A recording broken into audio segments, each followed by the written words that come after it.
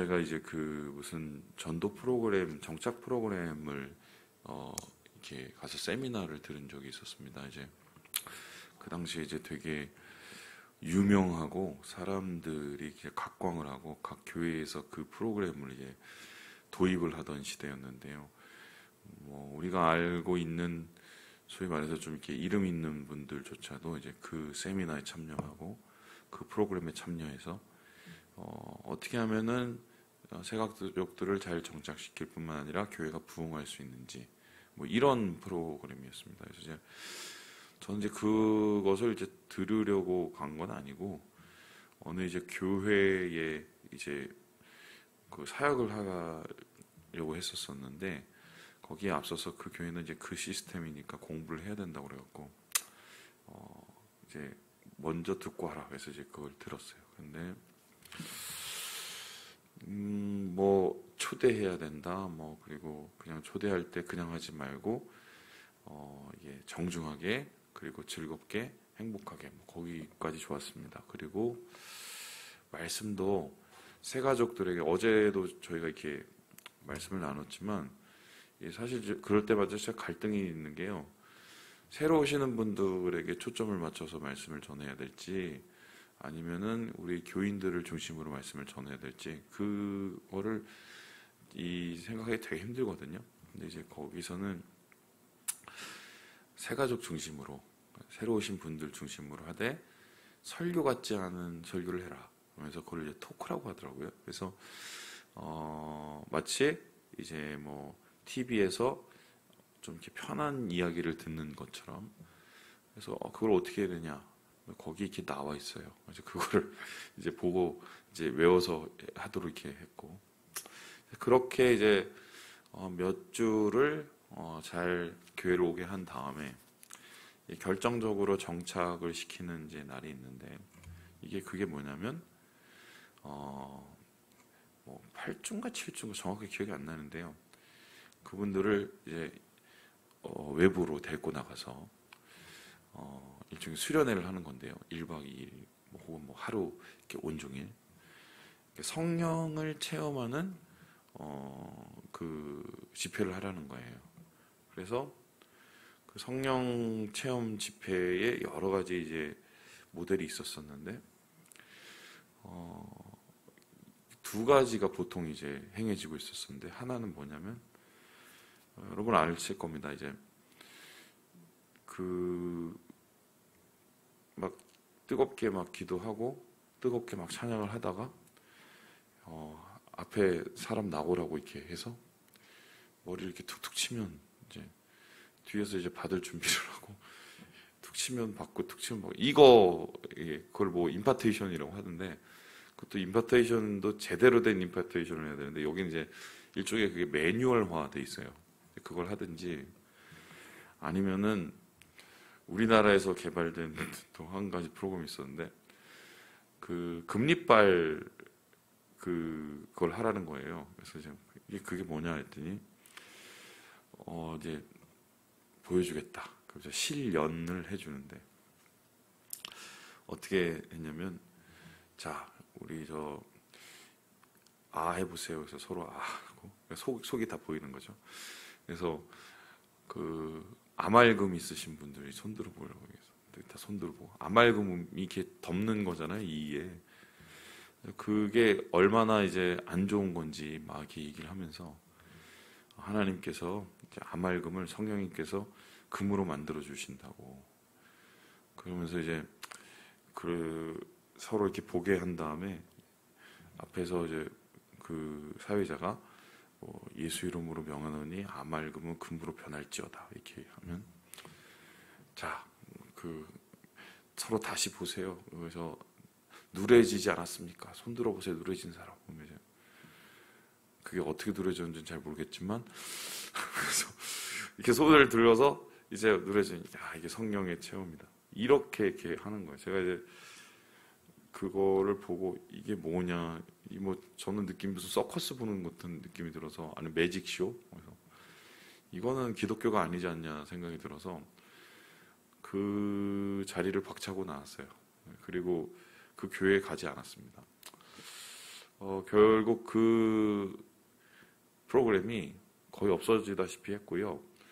그 아말금을 금으로 만드는 그 이야기는 거의 2단 시비가 지금 붙어서 지금 더 이상 하지 못하게 되었는데, 당시만 해도 기존에 있는 정통교회라고 말씀하시는 정통신학을 따르는 교회들 중에서 많은 교회가 이걸 도입을 했어요. 왜 이런 일이 있었을까 한번 생각을 잘 해보면, 목사님들의 생각엔 마음이 급하거든요. 저도 사실 우리 교회 맨 처음에 왔었을 때 마음이 되게 급했거든요. 그래서 빨리 뭔가를 해보고 싶은 거예요.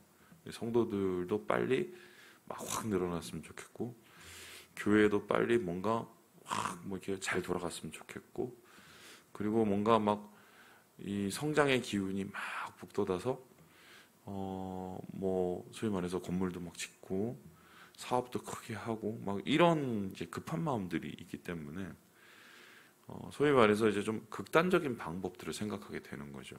그래 놓으니까 사람들을 어떻게 하면 교회에 와서 교회에 발을 들이게 만들까? 그러니까 편하게 좋게 즐겁게 만드는 방법을 택한 거고, 이 사람들을 그러면 어떻게 교회에 꽂아 놓을까 했었을 때 초자연적인 뭔가를 보여줘서 그것에 이제 일종의 뭐 호기심, 신기함 뭐 이런 것으로 이제 신앙의 문을 열고 들어오게 하겠다, 뭐 이런 전략이었던 것 같아요.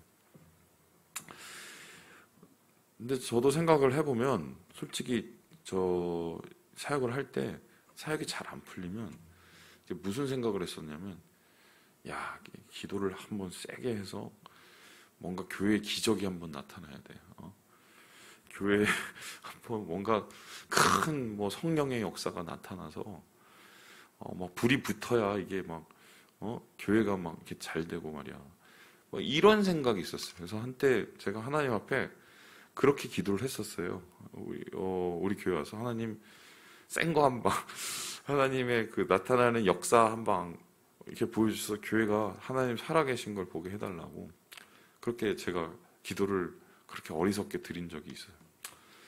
그런데 제가 우리 교회 와서 한 8년을 넘게, 이제 8년이 거의 다 되게 말씀을 계속해서 설교를 하고 있잖아요. 매일매일 설교를 하고 있잖아요.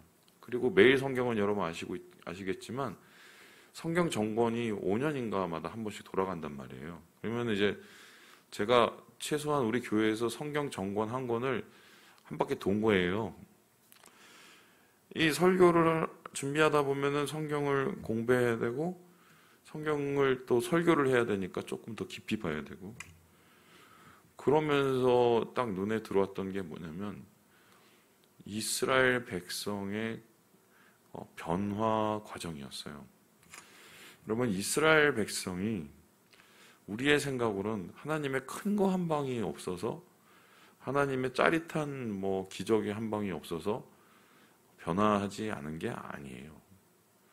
이스라엘 백성이 맨 먼저 탈출하는 과정에서 뭘 봤습니까? 10가지의 재앙을 봤어요. 10가지의 재앙. 그렇죠? 10가지 재앙 중에서도 마지막 재앙은 뭡니까? 다른 사람들은 다 죽고, 장자가 다 죽고, 자기네들은 장자가 전혀 죽지 않는, 한마디로 하나님이 선별해서 큰 기적을 보여준 걸 봤단 말이에요. 그래서 그 애굽을 탈출할 때 이 사람들의 마음이 굉장히 어떻겠습니까? 굉장히 막 흥분됐겠죠. 근데 거기서 끝난 게 아니죠. 애굽에서 내려와서 이제 광야로 가는 길에 그냥 광야로 들어설 수도 있었음에도 불구하고 어떻게 했습니까? 하나님께서 일부러 남쪽으로 내리셔서 바다를 건너게 하셨어요.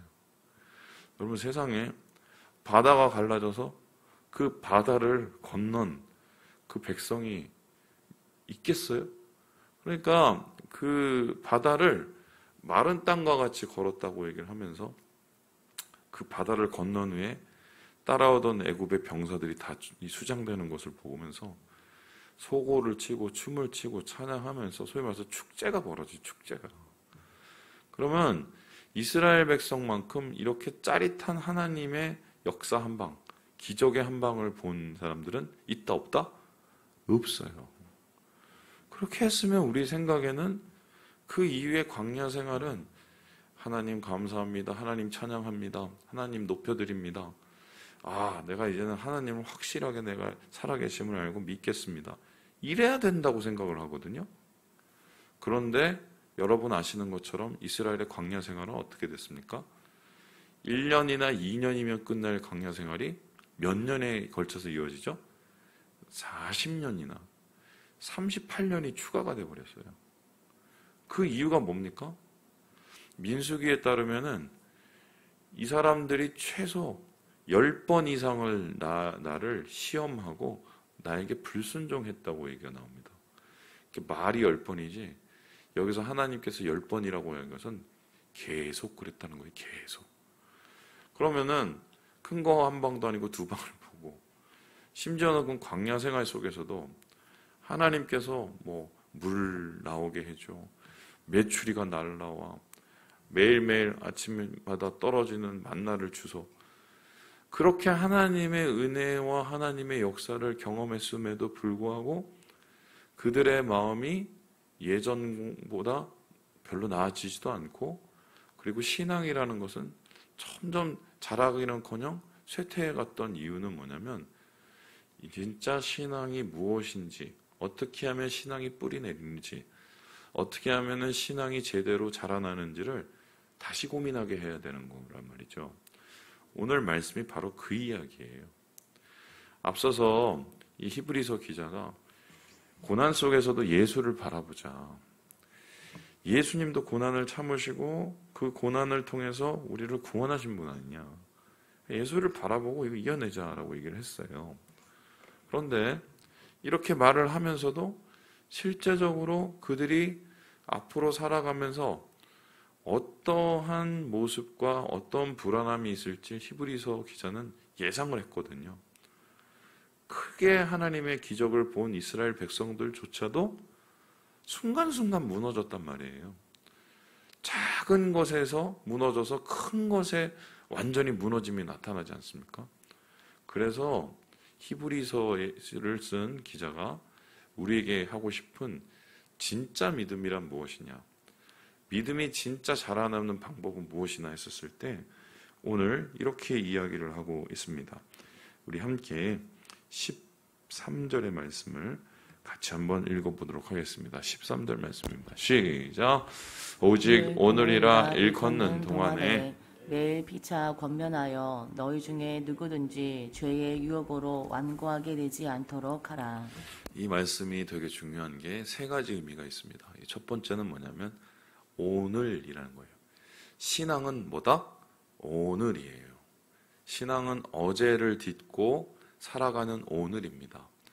오늘을 통해서 내일을 바라보는 겁니다. 신앙이 오늘이란 말은 무엇입니까? 내가 오늘을 잘 살면 돼요. 오늘 하나님 앞에 나와서 하나님과 함께 승리하면 되는 거예요. 오늘 나에게 주어진 고민을 하나님과 함께 하고 오늘 나에게 주어진 하나님의 사명을 함께 이루어가면은 그게 신앙인 거예요. 그런데 자꾸 세상에서 이런저런 힘든 일을 경험하신 분들은 과거 얘기만 합니다. 내가 옛날에 이랬고 저랬고. 그 과거를 살고 있으신 분들은 신앙이 과거에 머물러요. 반대로 어떤 분들은 내가 말이야 앞으로 말이야 뭐가 있고 저거가 있고 막 내일에 대한 얘기, 미래에 대한 얘기를 해요. 오늘의 수고가 없는 내일은 있을 수가 없어요. 허황된 거란 말이죠. 그래서 예수님께서도 먼저 그의 나라와 그의 의를 구하라고 얘기를 하시면서 그 다음에 무슨 얘기를 하십니까? 내일 걱정하지 마. 오늘 잘 살아 라고 얘기합니다. 오늘 하나님 안에서 내가 맡겨진 사명과 일과 하나님께서 주신 맡겨진 은혜들을 누리고 사는 게 이게 신앙이라는 거예요. 결국 이스라엘 백성들이 왜 무너졌느냐? 과거에 무슨 홍해를 건너고 과거에 무슨 열재앙이 오고 중요한 게 아니에요. 지금 이 광야에서 오늘 하나님과 함께 매일 주님의 말씀 앞에서 내가 그 말씀을 붙잡고 살아가면서 이 신앙을 못했기 때문에 오늘 신앙이 없어서 그들이 완전히 무너지게 된 거거든요. 그래서 하나님께서는 오늘 신앙을 가져라 라고 얘기합니다. 두 번째로 이 말씀을 통해서 우리가 보는 게 무엇입니까? 피차 권면하라고 얘기합니다. 피차. 그죠? 이건 뭐예요? 함께 신앙이에요. 오늘 신앙, 함께 신앙. 그럼 함께 신앙은 뭡니까? 신앙생활은 혼자 하는 게 아니에요. 왜 혼자 하는 게 아닙니까?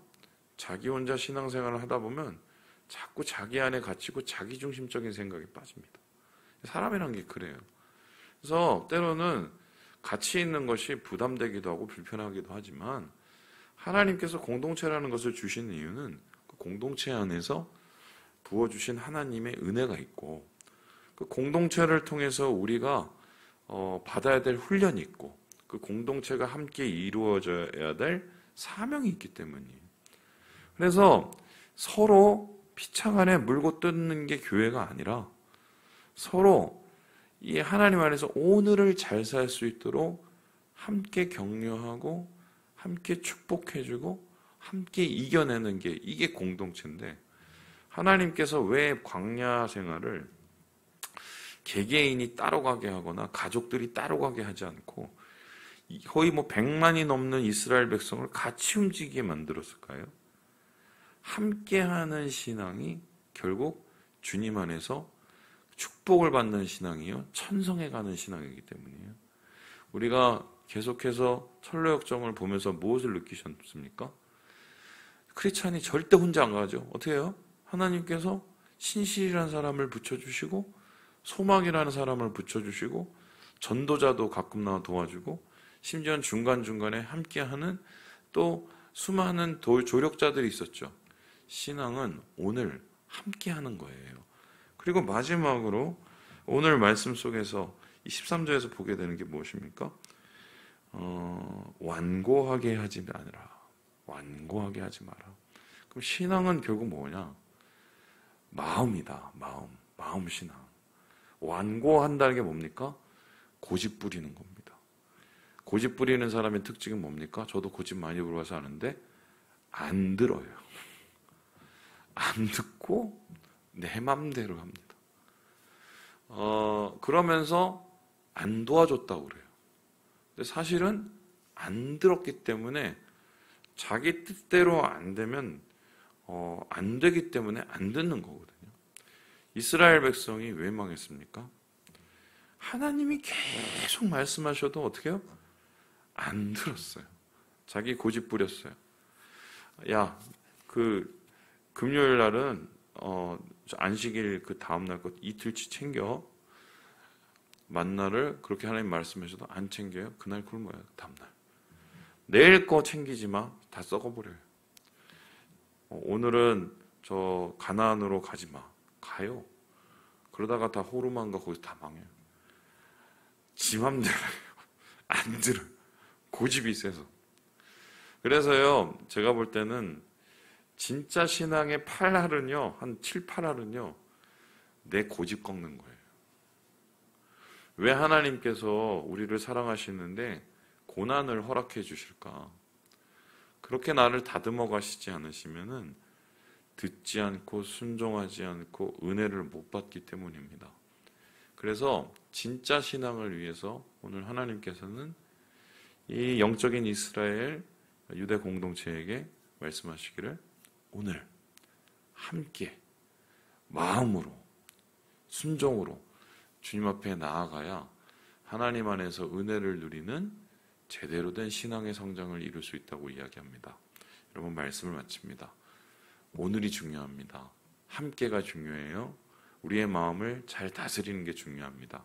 주님 안에서 이 신앙을 가지고 은혜를 누리시는 사랑하는 주의 백성 되시길 주님의 이름으로 축복합니다.